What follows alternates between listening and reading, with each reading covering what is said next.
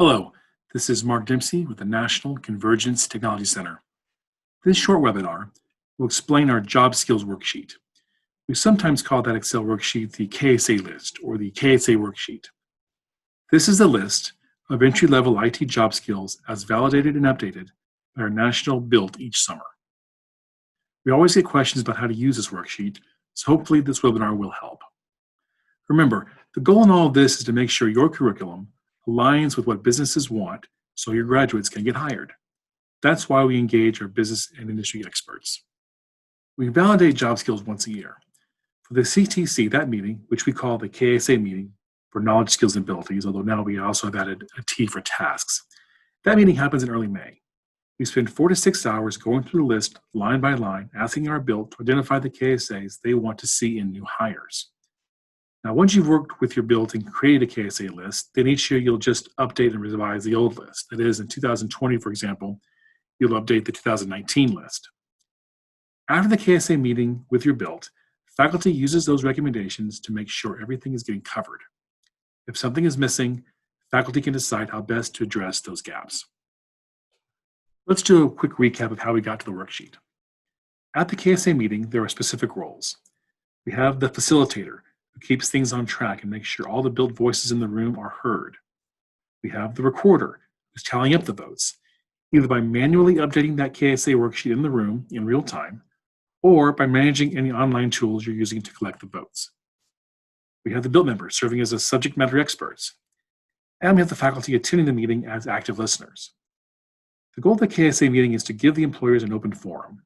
We want to avoid getting sidetracked by curriculum discussions. And we always record the meetings so we can create detailed meeting minutes.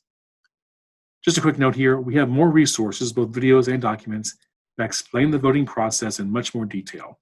We'll list those on the very last slide of this presentation. Here you can see a vote taking place.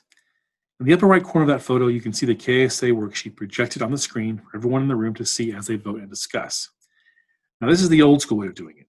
The facilitator there is counting the raised hands manually, one by one. This works, but it can take a lot of time.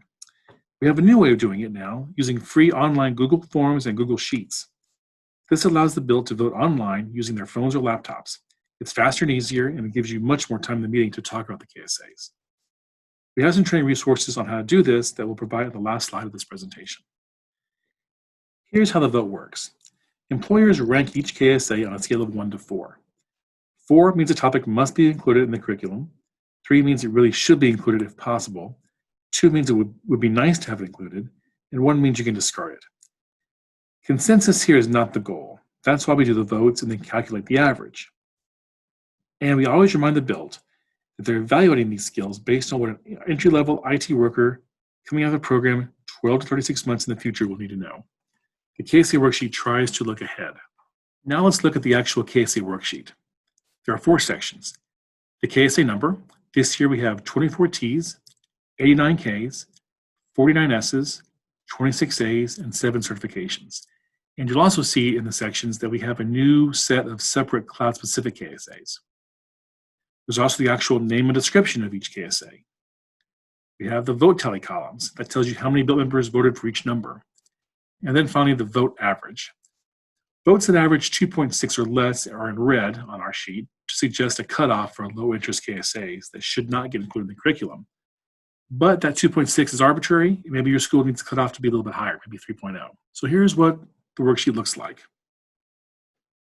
The KSA numbers go down on the side on the far left, just a quick and easy way to identify the KSAs when you're discussing them. The next column there shows the name and description of each KSA. In addition to voting, the BILT also sometimes chooses to collectively edit the name and description of the KSAs to make them more current. This is one reason why in-person discussions are so important. Next are the columns that tally the BILT votes. For example, here for T1, configuring and optimizing network routers and switches, 8 BILT members voted for, 6 voted 3, and 2 voted 2. And the average for T1 was 3.4. This is the average column. So what happens next? Ideally, you'll use this spreadsheet as a template with your own local BILT. Let them add to it, subtract from it, vote on it. Make the KSA list your own. Your local BILT will have needs that may not match the feedback and votes provided by our national BILT. In this way, you're customizing our national BILT KSA list with your local BILT members' votes, so you end up with your own wholly unique set of KSAs for your region.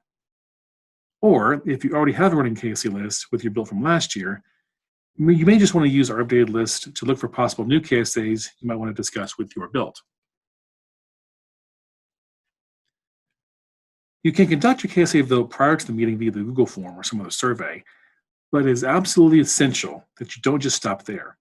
The vote is only half of the process. The other half comes from when you convene the BILT to discuss the vote results all together, synchronously, in real time, in the same room. There are several ways to do this, by the way. You can discuss each line one by one. You can only discuss the KSAs that got an unusual spread in votes, like maybe a split between 4 votes and 5 1 votes. Or you can discuss only those KSAs that the BILT wants to discuss. The point is that there's immense value to be had in the lively in-person discussions and debates of the KSAs. You and your educator colleagues should hear that debate. This is also the only way to fine-tune the actual KSA text descriptions. The last step in all this is to share the results of the KSA meeting with your faculty to make sure everything your BILT wants is covered in the curriculum. This is where your average cutoff comes into play. To get into the curriculum, does it need to be a 3.0 or better, or are you open to trying to include some high 2s? So here are the resources. We have videos and we have BILT process documents. They all have easy to use bit.lys here. And remember also, you can always email us with questions. Thank you for your time, and best of luck to you with your BILT and your annual KSA vote.